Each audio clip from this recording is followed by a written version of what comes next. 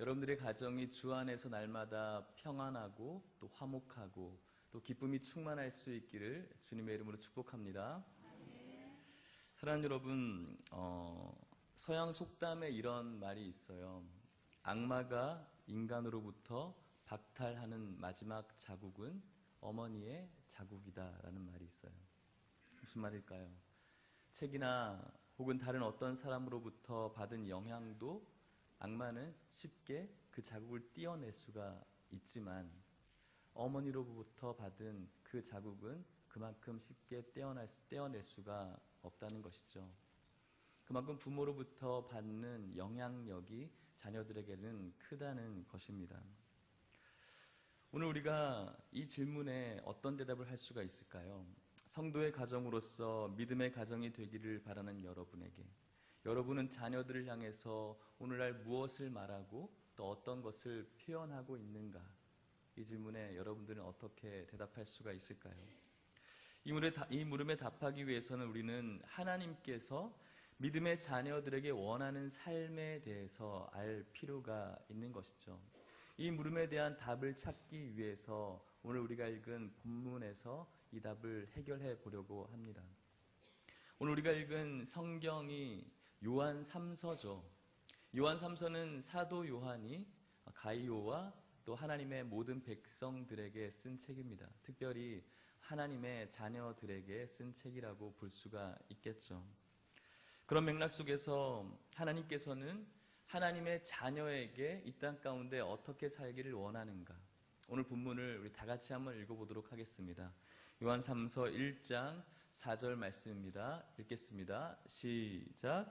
내가 내 자녀들이 진리 안에서 행한다 함을 듣는 것보다 더 기쁜 일이 없도다. 아멘. 하나님께서 하나님의 자녀에게 어떤 삶을 원하신다고요? 진리 안에서 사는 것. 하나님께서 정말로 기뻐하는 일들이 많이 있지만 그 가운데서 이것보다 더 기쁜 일이 없다라고 말씀하시는데 내 자녀들이 진리 안에서 행하는 것보다 더 기쁜 일이 없다는 것이죠. 사랑하는 여러분, 먼저 이곳에 있는 여러분들이, 하나님의 자녀인 저와 여러분들이 주님께서 말씀하시는 진리 안에 걸어갈 수 있기를 주님의 이름으로 축복합니다. 그렇다면 여러분들의 자녀들을 생각해 보셨으면 좋겠어요. 여러분들의 자녀가 오늘 어린이줄 같이 어린이가 아닐 수도 있겠죠. 어린이 분들도 계시고 또 여러분들이 다 큰 자녀일 수가 있습니다. 상관이 없습니다. 우리는 이 질문에 대답이 필요합니다. 나의 자녀가 누구인가? 나의 자녀의 정체성이 무엇인가에 대한 질문에 우리는 잘 대답할 수가 있어야 돼요. 옆에 자녀들과 같이 오신 분들도 있는데 옆에 있는 내 자녀가 과연 어떤 정체성을 갖고 있는 사람인가를 알 수가 있어야 돼요. 언제부턴가 신문 속에서 종종 등장하는 안타까운 사건들이 있어요. 어떤 사건들일까요? 자신의 자녀를 학대하는 그런 사건들이에요. 배 아파서 낳은 자신의 자녀를 어떻게 저렇게 학대할 수가 있을까? 그런 사람들에게 자녀는 무엇일까요? 바로 우리가 앞에 영상을 봤듯이 자신의 소유물로 여기는 것이죠. 내가 낳았으니까 내 것이라는 것이죠. 그래서 누군가 옆에 자녀들을 이야기하면서 왜 자녀한테 이렇게 해? 라고 이야기하면 내 자녀는 내 마음대로 할 거야 라고 우리가 대답하는 사람들을 종종 보는 것이죠. 성경은 무엇이라고 이야기하는 것 같습니까? 성경에 우리들의 자녀를 향해서 무엇이라고 이야기합니까? 창세기 33장 5절에는 이렇게 이야기합니다. 33장 5절 같이 한번 읽어볼까요? 시작. 에서가 눈을 들어 여인들과 자식들을 보고 묻되 너와 함께한 이들은 누구냐? 야곱이 이르되 하나님이 주의 종에게 은혜로 주신 자식들이니이다. 아멘. 누가 주셨다고요? 하나님이 주셨다고요. 어떻게 주셨다고요? 은혜로 주셨다는 것이죠. 우리들의 자녀들은 내 것, 내 소유물이 아니라 하나님이 주신 선물이라는 거예요. 여러분들의 자녀는 여러분들이 무언가 노력을 해서 열심히 한 결과물이 아니라 하나님께서 은혜로 주신 선물이라는 정체성을 갖고 있는 것이죠. 에서가 야곱을 향해서 물었을 때 야곱이 정말로 중요한 대답을 하고 있는 것 같아요. 여기 있는 자녀들은 하나님께서 은혜로 내게 주신 선물이라는 것이죠. 우리 따라 한번 해보겠습니까? 하나님의 선물. 하나님의 선물. 그렇습니다. 여러분들의 자녀는 내 소유물이 아니라 하나님의 선물이라는 것이죠. 누구로부터 왔다고요? 하나님으로부터 왔다는 것이죠. 우리가 붙들어야 될 진리입니다. 내 자녀는 하나님으로부터 온 은혜로 주신 선물이다. 잊지 말아야 될 진리입니다. 반드시 기억해야 됩니다. 왜 그렇습니까? 이것을 기억하는 성도 그리고 그 부모와 그 부모의 교육 철학이 달라지기 때문에 그래요. 하나님께서 나에게 준 선물이고 하나님께서 나에게 은혜로 주셨다는 것을 망각하는 순간 그 자녀를 내 마음대로 키울 수밖에 없어요. 여러분, 어떤 건물을 건축할 때 가장 필요한 게 무엇일까요? 무엇이 필요할까요? 설계도가 필요해요. 우리들이 인생의 집을 지을 때도 마찬가지예요. 우리들의 인생의 설계도가 가장 중요해요. 우리들의 인생의 성도의 인생의 설계도가 무엇일까요, 여러분? 하나님의 말씀. 자녀는 하나님께서 가정해 주신 선물이라고 믿는 부모들이 자녀들을 어떤 설계도를 따라 지어갈까요? 말씀의 설계도 따라 지어가는 것이죠. 내 것이라고 생각하면 내 마음대로 해도 되고, 내 것이라고 생각하면 내가 가지고 있는 가치관, 또 세상이 더 멋져 보이는 그 가치관을 따라서 내 자녀의 인생을 지을 수밖에 없다는 거예요. 그런데 하나님께서 나에게 주셨고 은혜로 주신 이 아이라면 하나님의 설계도인 하나님의 말씀대로 지을 수밖에 없다는 것입니다. 사랑하는 여러분, 자녀를 자신의 소유물로 여기지 않고 나에게 오늘날 주신 그 자녀를 하나님의 귀한 선물로 여길 수 있는 여러분들 될 수 있기를 주님의 이름으로 축복합니다. 오늘 많은 사람들이 아까도 말씀드렸지만은 내가 어떻게 낳은 자식인데, 내가 어떻게 키운 자식인데 이런 말을 가지고 있으면은 그 순간 이 아이를 즉흥적이고 불안한 설계도를 가지고 지을 수밖에 없어요. 하지만 방금 말씀드렸던 것처럼 하나님의 선물로 생각하고 이 아이의 인생을 설계해 나간다면 그 믿음의 부모들은 세상의 다른 사람들과 달리 다른 영적인 눈을 갖고 이 아이를 보기 시작해요. 어떤 다른 눈을 가지고 있는지 아십니까? 순간적인 것이 아닌 영원한 것을 보는 눈을 가질 수밖에 없어요. 믿음의 부모님은 순간적인 것을 보는 것이 아니라 영원한 것을 보는 눈을 가졌다는 것이죠. 무슨 말입니까? 이 땅의 순간적이고 일시적이고 허망한 것에 주목하는 부모가 아니라 변하지 않고 영원한 가치를 바라볼 수 있는 부모가 된다는 것이죠. 그래서 아이들을 향해서 이 땅의 것을 바라보지 않도록, 아니 이 땅의 것만 바라보지 않도록, 세상의 허망한 것에 속지 않도록, 이 땅의 유한한 것에 마음이 뺏기지 않도록 양육할 수밖에 없다는 것이죠. 믿음의 눈을 가진 부모가 그렇다는 것입니다. 부모가 이 땅에 눈을 돌리는 순간 자녀들도 이 땅에 목숨 걸 수밖에 없는 자녀로 양육되어지는 것이죠. 우리들의 자녀들이 더 멋지고 또 더 부유하고 더 많은 명예를 갖기를 원합니다. 나쁜 것은 아니죠. 그게 악이 아니에요. 좋은 것이에요. 그런데 우리가 자연스럽게 그런 것들을 추구하도록 우리 아이들을 양육할 때가 있는 것 같아요. 제가 청소년 사역자로 사역하면서 가장 마음이 아팠던 순간이 아이들이 시험을 치르는 시험 시간이었어요. 그 기간만 되면 중등부, 고등부, 초등학교는 말할 것 없고 그 주일이 반토막이 나요. 그 주일날 학원에 특강들이 다 잡혀있죠. 그래서 부모님들은 다 그곳으로 보내는 거예요. 고3이 되어지면 또 고3의 출석률이 확 떨어져요.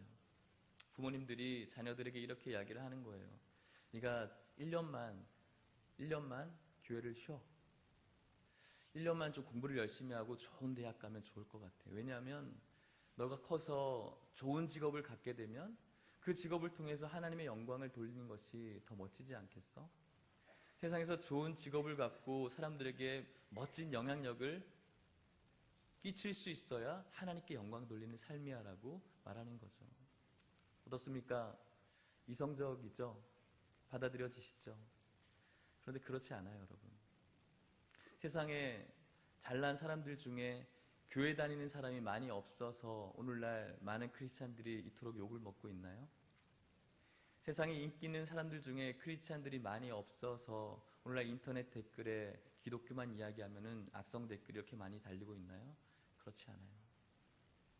우리에게 하나님께서 요구하시는 것은 이 땅 가운데 높은 데 올라가고 돈을 많이 벌고 이것을 우리들에게 요구하는 것이 아니라 어떠한 환경과 어떠한 여건 속에서 그 자녀가 자라간다고 할지라도 그 속에서 하나님의 나라를 확장시켜 갈 수 있는 한 예배자를 주님께서 찾으시는 거예요.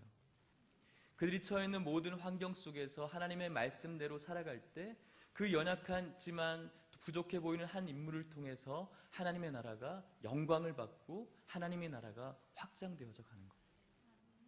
이 성경이 우리들에게 무엇을 말하고 있습니까? 세상에 멋지고 유명하고 권세 있고 능력 있는 사람이 이 하나님의 나라를 뒤집어 놓았다라고 말씀하고 있습니까? 그렇지 않아요. 하나님께서는 능력 있는 사람보다는 부족한 사람들을 사용했어요. 부족하고 연약하지만 신실하게 하나님을 바라보는 그 한 백성을 통해서 하나님의 나라를 건설해 가셨다는 것이죠. 이것이 성경이 우리들에게 보여주고 있는 가장 값비싼 메시지라는 것입니다. 여러분들의 믿음의 눈이 그 아이를 바라보게 하되 이 세상의 순간적이고 일시적인 것에 주목하는 것이 아니라 영원한 하나님의 나라를 바라볼 때 여러분들의 자녀들도 그 나라를 동시에 바라볼 수가 있는 것입니다. 이곳에 여러분들의 자녀들을 축복합니다. 이 땅 가운데 정말로 귀한 사람들이 되기를 축복해요.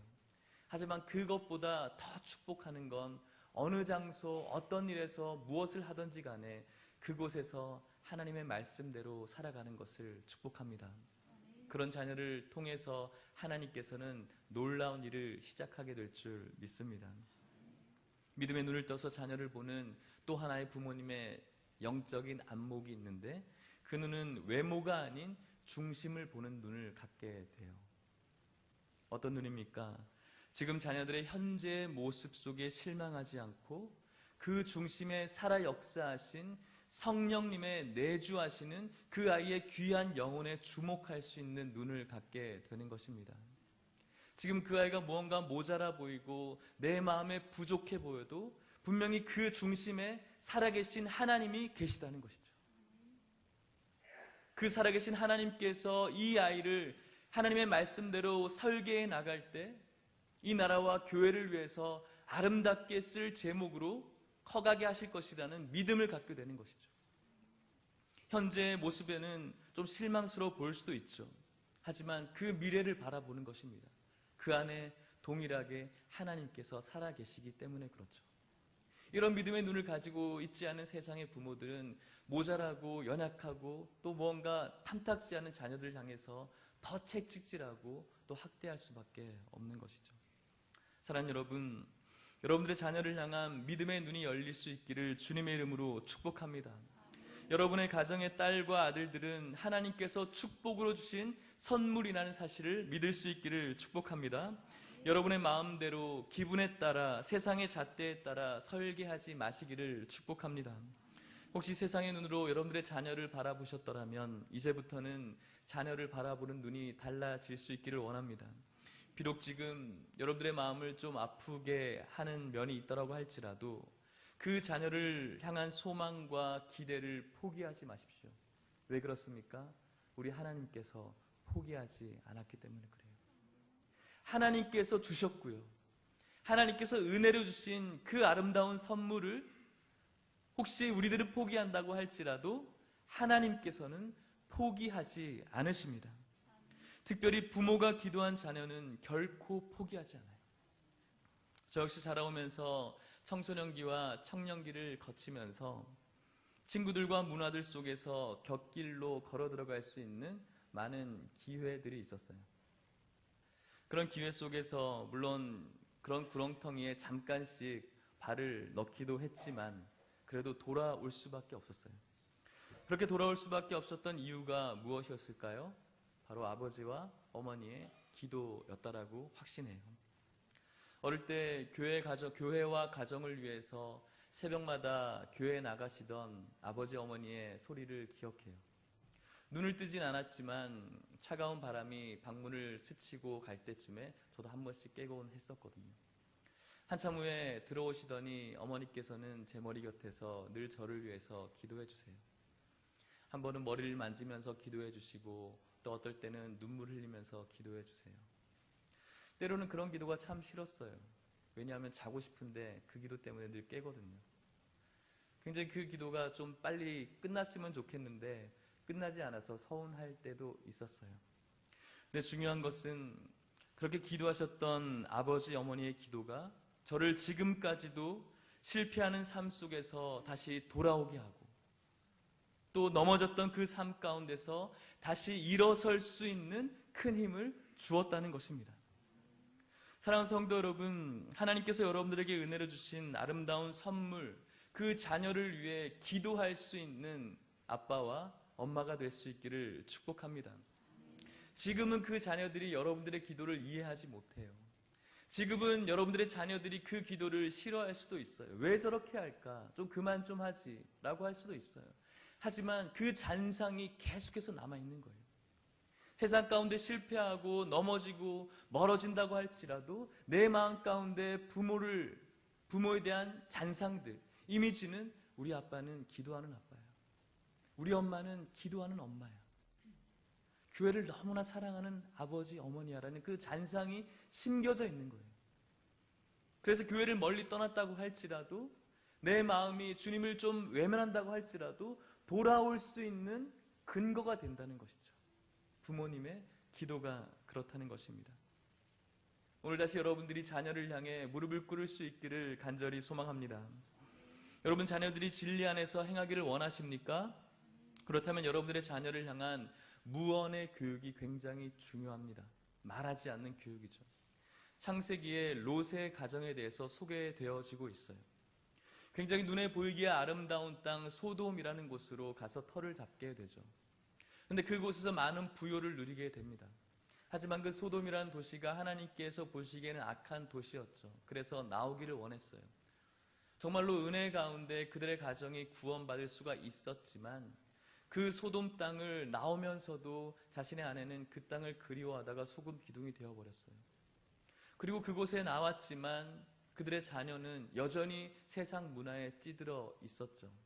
그래서 결국은 그들의 자녀들이 모압 족속과 암몬 족속의 조상이 되어버렸다는 것입니다. 왜 이런 일이 벌어졌을까요? 물론 롯이 투명하게 너는 죄를 저질러도 괜찮아, 너는 이 세상을 마음껏 즐겨라고 노골적으로 이야기하지는 않았겠죠. 하지만 하나님과의 깊은 교제 가운데 들어가지 못하는 롯의 모습을 바라보면서 자녀들이 배운 거예요. 아버지와 어머니의 예배의 모습을 바라본 것이고요.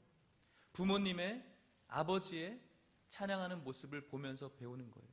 부모님의 기도하는 모습을 보면서 배우는 것이고요. 부모님의 헌신의 모습을 보면서 배우는 거예요.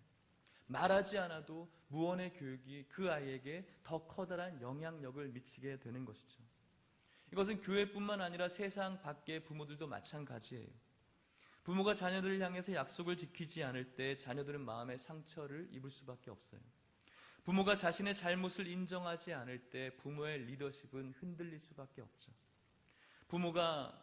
아빠가 엄마를 향해서, 엄마가 아빠를 향해서 사랑해 주지 않으면 자녀들 역시 엄마를 무시할 수밖에 없어요. 부모님의 부모님을 공경하지 않으면 자녀들 역시 할아버지, 할머니를 공경하지 않아요. 부모가 기준을 자꾸 바뀔 때 자녀들은 부모를 속으로 깔볼 수밖에 없어요. 말은 하지 않지만 그 무언의 교육이 굉장히 중요하다는 것이죠.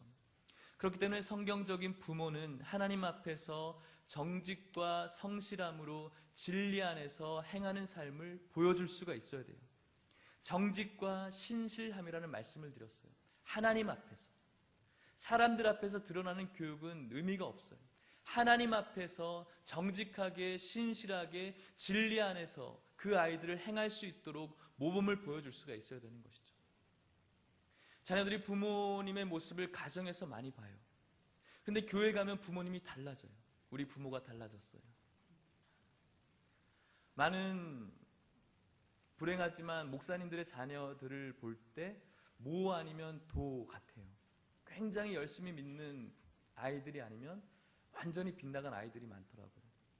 왜 그런 일이 벌어졌을까 진단을 해보니까 아버님은 집에서는 그 아이들을 권위적으로 다스리고 뭔가 사랑해주지 않는 것 같고 늘 차가운데 교회만 오면은 환하게 웃으면서 사랑하십니다, 사랑합니다라고 이야기를 하고 서로 막 좋은 인격으로 막 이야기하는 모습을 자녀들이 보니까 마음 가운데 어려움이 있는 거죠. 나의 아빠에게 저런 면이 있나? 집에서 다르고 교회에서 다른 거예요. 집에서는 정말로 무섭고 엄하고 또 때로는 이해되지 않는 것으로 나를 혼내는 아빠와 엄마인데 교회 오니까 장로님이고 권사님이고 집사님이고 성도님이고 다른 거예요. 오늘 저와 여러분들 가운데 이러한 모습이 있다면 다시 한번 정직하고 신실함으로 진리 안에서 우리 아이들을 행할 수 있는 믿음의 모범을 보일 수 있는 부모님이 될 수 있기를 주님의 이름으로 축복합니다. 역사 속에 실제로 일어났던 동갑내기 두 아이의 삶을 소개하고 말씀을 마치려고 합니다. 한 아이가 있었는데 이 아이는 오스트리아인인 부부 사이에서 태어났어요. 그 부부는 사촌 남매 지간이었기 때문에 처음부터 불법 부부였어요. 아버지는 몹시 성미가 급했고 어머니는 어머니로서의 일이 흥미가 없었어요. 그래서 바깥 사교 생활만 즐겼고 그런 생활이 오래 지속되었던 중 그 아버지가 먼저 세상을 떠났어요. 어머니는 이모, 그 알코올 중독자였던 이모에게 아이를 버리고 도망갔어요. 그 애가 16살 되던 해 그 소년은 학교를 중퇴했고요. 닥치는 대로 일을 하면서 연명하다가 군대에 들어가게 돼요.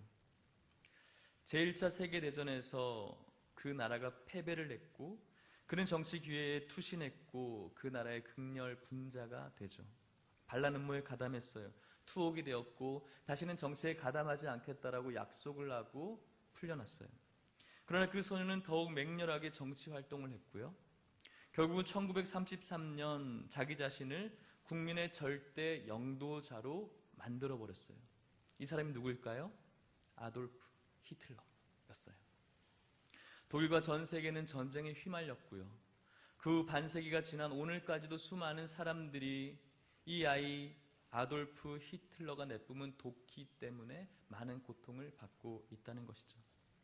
같은 1889년에 다른 한 아이가 미국 텍사스에서 태어났어요. 이 소년은 아버지와 어머니의 사랑을 흡족히 받으면서 자랐죠.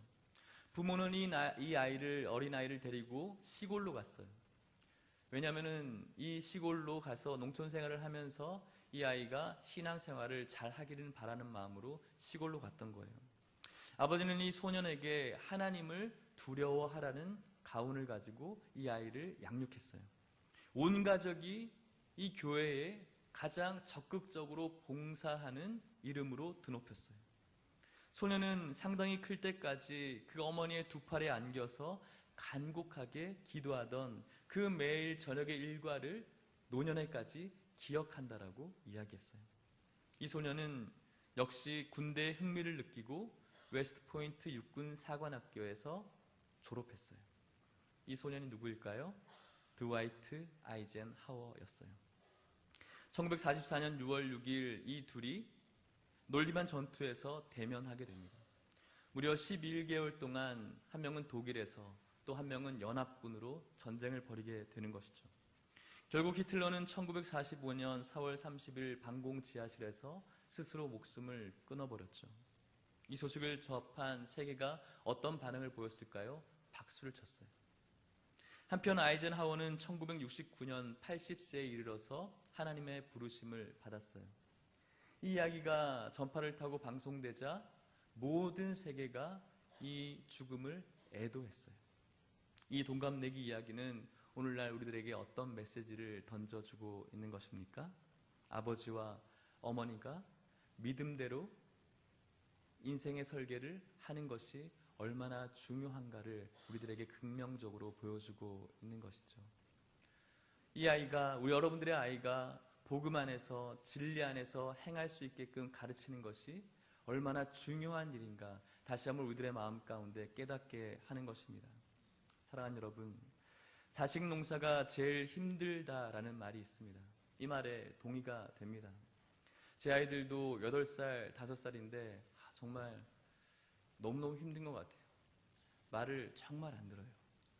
그런데 여러분, 아마도 인간이 태어나서 이 세상에서 겪는 일 중에 부모가 되어서 자녀를 올바르게 기르는 일만큼 어려운 일이 없는 것 같아요. 하지만 동시에 가장 귀하고 가장 가치 있는 일이 있다면 하나님이 주신, 은혜로 주신 이 선물을 아름답게 양육하는 것이 우리들에게 인생에 있어서 가장 아름답고 가치 있는 일이라고 할 수가 있는 것입니다. 이 어려운 시대에 우리에게 주신 아름다운 선물, 자녀들을 위해서 날마다 축복하며 기도해 주십시오. 어떻게 기도하면 좋겠습니까? 오늘 우리가 요한 3서 1장 4절을 읽었는데요. 1장 2절 말씀 한번 같이 보겠습니다. 1장 2절 말씀을 같이 자녀들을 위해 기도하는 마음으로 읽어보도록 하겠습니다. 시작. 내가 범사에 잘되고 강건하기를 내가 간구하노라. 아멘. 다시 한번 해볼까요? 기도하는 마음으로 시작. 사랑하는 자여, 강건하기를 내가 간구하노라. 아멘. 사랑하는 부모 여러분, 혹시 또 자녀가 없으신 분들이 있다면 괜찮아요. 우리 교회에 자라는 모든 아이들이 여러분들의 믿음의 자녀들입니다. 이 아이들을 위해서 우리가 무엇을 해야 될까요? 맛있는 것을 사주고 또 좋은 환경을 꾸며주는 건 너무너무 귀하죠. 하지만 여러분들이, 우리들이 자라나는 이 예일교회 자녀들을 위해서, 또 여러분들의 자녀들을 위해서 이 기도 제목을 가지고 기도하고, 또 이 아이들이 진리 안에서 행하는 것을 성경의 설계대로 만들어 나갈 때 하나님께서 놀라운 복을 저와 여러분들에게 주실 줄 믿습니다. 하나님은 하나님의 자녀가 진리 안에서 행한다는 것을 듣는 것보다 기쁜 일이 없다라고 말씀하셨습니다. 여러분들의 자녀들을 이 귀한 하나님 교회에서, 이 예일교회에서 온전히 양육되어지고 자라서 천국의 일꾼이 될 수 있도록 많은 자녀들을 축복하시고 양육시키시고 또 자라게 해주시기를 주님의 이름으로 간절히 축복합니다.